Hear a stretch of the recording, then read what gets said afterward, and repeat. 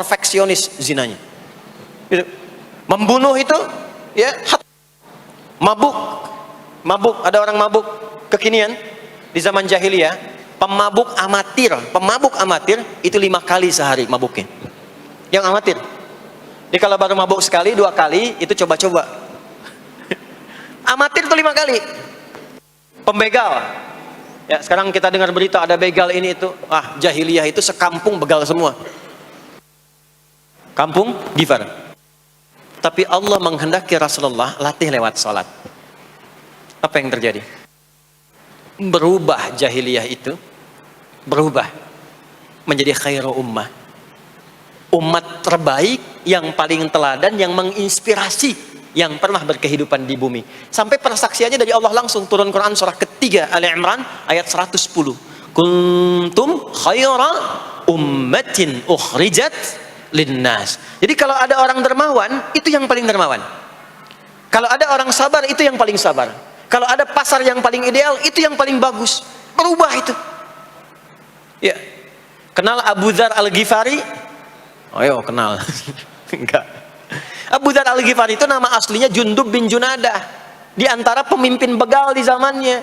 Dari kota Ghifar. Ghifar itu kampung begal asalnya. Ya, alhamdulillah. Masuk Islam. Datang ke Mekah. Bertemu dengan Rasulullah. Begitu masuk Islam, kata Jundub bin Junadah, ya Rasulullah, ausini au kama qala, berikan saya nasihat. Kata Nabi, pulang sekarang. Kata beliau, enggak, saya mau umumkan keislaman saya depan Ka'bah. Kata Nabi, jangan lakukan. Sekarang orang masih belum tahu tentang Islam, nanti marah kamu dipukuli. Kata beliau, ya Rasulullah, saya ini membegal terang-terangan, masa bersyahadat sembunyi-sembunyi? Maka keluar ke depan Ka'bah, dia katakan, ya ma'asyara Quraisyin, hei semua orang Quraisy. Datang orang. Ushidu bi annahu la ilaha illallah wa anna Muhammadar Rasulullah. Aku bersaksi, syahadat la ilaha illallah Muhammadar Rasulullah. Kalian mau apa? Dipukulin sampai pingsan. Sampai ketika akan diteruskan, ada riwayat mengatakan datang Sayyidina Ali bin Abi Thalib, ada yang mengatakan Sayyidina Hamzah, ya, bin Abdul Muttalib radhiyallahu ta'ala anhuma jami'an. Datang menyampaikan, jangan teruskan. Kalau ini meninggal, ini wafat, kita akan celaka karena kafilah kita akan lewat desa Ghifar. Kalau lewat Ghifar gak akan berhasil niaga kita, katanya. Ya, karena akan dihabisi semua ini orang Ghifar. Maka dibiarkan pergi, pulang. Tahu apa yang terjadi? Begitu Nabi hijrah ke Madinah, dikagetkan dengan suara kaki yang berdecak kencang. Bang, bung, bang, bung, bang, bung. Ternyata ada berita gembira. Sekampung begal Ghifar itu masuk Islam semuanya. Berubah jadi baik. Untuk menginspirasi generasi kemudian, maka dipopulerkanlah oleh beliau kunyahnya dengan nama daerahnya. Sayalah Abu Dzar Al-Ghifari. Al-Ghifari itu maksudnya apa? Dulu saya ini berasal dari Ghifar, kampung saya kampung begal. Cuma karena saya masuk Islam, diajarin sholat, diajarin baik, sekampung baik semua. Ya. Makanya orang-orang Arab setelah itu, bahkan non-Arab, kalau datang memperkenalkan daerahnya. Imam Al-Bukhari, itu nama aslinya bukan Al-Bukhari. Nama aslinya Muhammad, punya bapak namanya Ismail, punya kakek namanya Ibrahim, kakek buyutnya Al-Bughirah, yang buyutnya Al-Bardizbah, tinggal di kecamatan Ju'fah, Kabupaten Bukhara, Provinsi Khorasan, sekarang negaranya Uzbekistan. Karena berasal dari Bukhara, datanglah beliau kemudian ke Arab, sekarang ke Jazirah, ke Mekah, ke Madinah, memperkenalkan, saya bukan orang Arab, saya dari Bukhara. Rumusnya tambah alif lam di depannya, ujungnya tutup dengan i. Al-Bukhari, saya dari Bukhara. Diperkenalkan, maksudnya apa? Islam sudah masuk ke tempat saya, orang-orangnya sudah baik, orang-orangnya sudah khusyuk. Itu memperkenalkan. Orang tua kita Syekh Yasin dari Padang, maka diperkenalkan Syekh Yasin Al-Padangi. Syekh Ahmad Khatib dari Minangkabau, Syekh Ahmad Khatib Al-Minangkabawi. Syekh Abdul Somad dari Palembang, Syekh Abdul Somad Al-Palembangi. Syekh Nawawi dari Banten, Syekh Nawawi Al-Bantani. Ya, nanti ada Pak Ghafur dari Pondok Indah, ya, Masjid Raya Pondok Indah, datang ke Mekah umrah haji, ana Ghafur al Masjid Raya al Pondok Indahi, gitu. Itulah salat. Jadi salat itu merubah keadaan kita lebih baik. Itulah sebabnya kenapa 5 waktu, karena Allah inginkan di setiap waktu kita jadi orang baik, di setiap waktu kita bahagia, setiap waktu selesai persoalan. Datang masalah subuh, ya, antara subuh ke zuhur kan ada masalah tuh. Nggak mungkin ada orang dari subuh ke zuhur nggak punya masalah tuh, nggak mungkin. Tuh wajahnya udah kelihatan tuh. Ya, makanya kita datang ya menghadap kepada Allah, minta diselesaikan, minta diberikan taufik, sujud kita. Diberikanlah solusi. Zuhur ke asar ada masalah, datang saat asar. Asar ke maghrib punya masalah, datang. Makanya semua ulama dulu seperti itu. Al-Bukhari itu menuliskan kitab sahihnya itu 16 tahun. Setiap satu hadis akan ditulis, sholat dulu. Sholat dulu. Begitu tenang, nyaman, baru tuliskan. 16 tahun. Itulah sholat. Nah, dari sekian waktu yang 5 kali itu, ada waktu yang spesial. Waktu spesial inilah yang ingin saya bahas, yang tadi disampaikan dalam pengantar sambutan.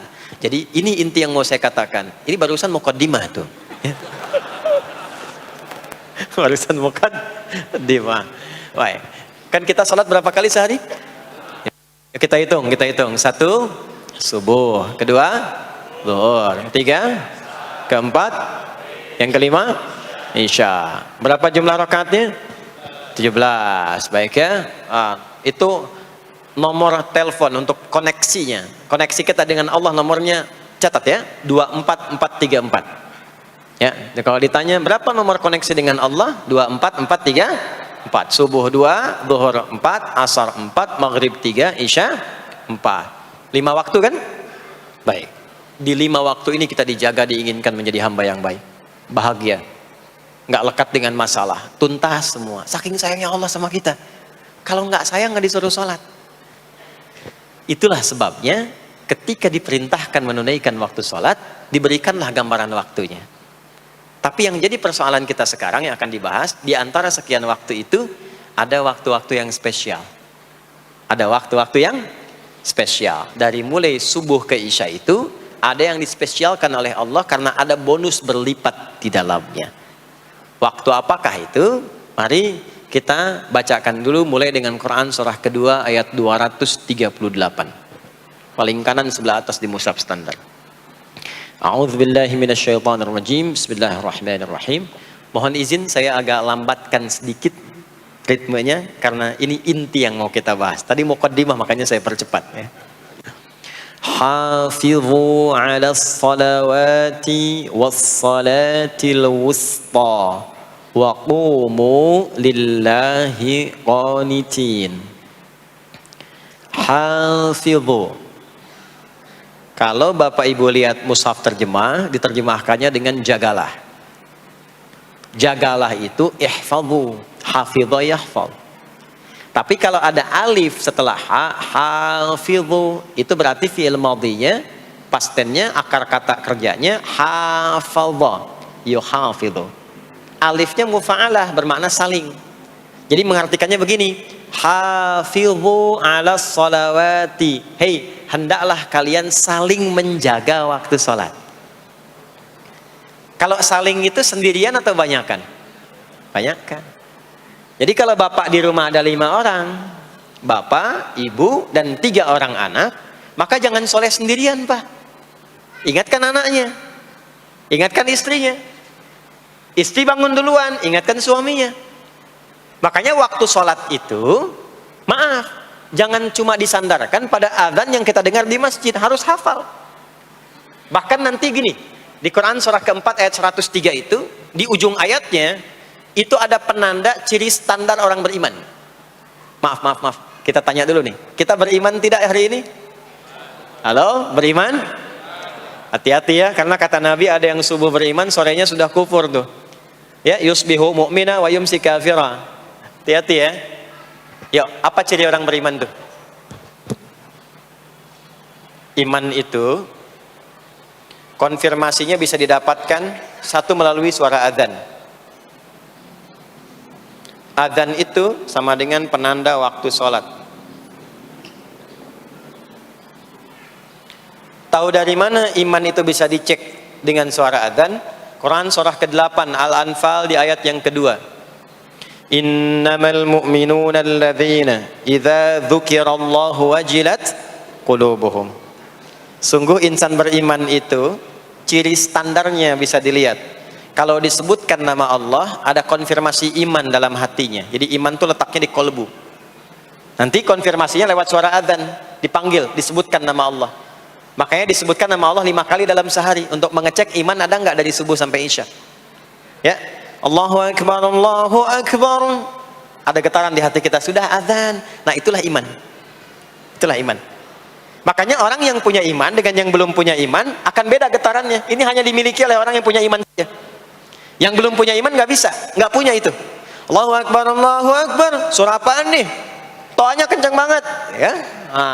Tapi kalau orang beriman, Allahu Akbar, Allahu Akbar, ya Allah sudah adzan. Itu konfirmasi itu. Nanti semakin tinggi imannya, bahkan ada yang orang sudah menunggu sebelum tiba waktunya. Tadi subuh jam 4:13 di sini. Ada yang nunggu dari jam 3. Padahal belum dipanggil. Ya. Masya Allah. Di Bekasi 4:09. Allahu Akbar, Allahu Akbar. Azan. Ingat dia. Nah, itu ciri beriman. Cuman imannya standar. Jadi bukan iman yang kuat. Standar. Kuat belum, lemah tidak. Allahu Akbar, Allahu Akbar. Jam 4:09. Jam 3 sudah bangun. Nunggu itu. Iman yang kuat. Masya Allah. Ada yang baru subuh dan nunggu isya. Tunggu. Kuat. Ada yang sudah qomat, sudah la ilaha illallah, belum kepanggil, dipanggil 4:09, dia baru bangun jam 9:04.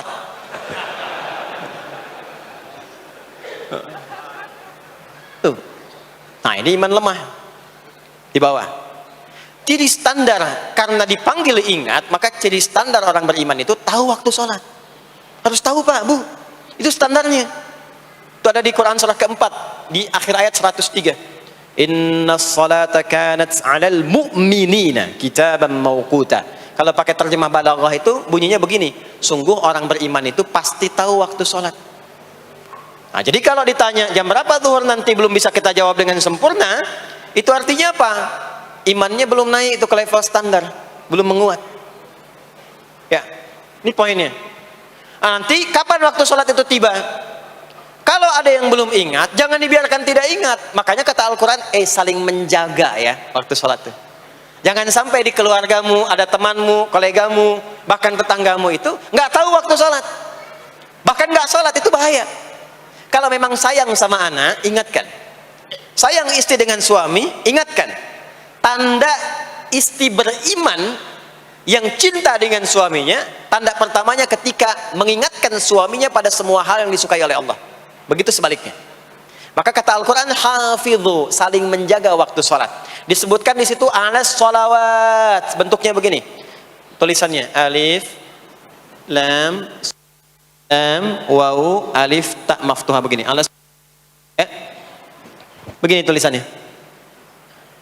Karena nanti ada yang begini, as-sholat, ada yang begini. Biar saja, nggak usah. Ada yang begini, ta marbutah. Seperti Al-Baqarah ayat 3, alladzina yu'minuna bil ghaibi wa yuqimunas shalah. Begini tulisannya. Ada yang begini, as-salat pakai alif ta gini. Tapi di Al-Baqarah ayat 238 tulisannya begini, alas salawati, taknya terbuka. Secara singkat begini, secara singkat. Kalau tulisannya begini, maka yang dimaksud salat fardu.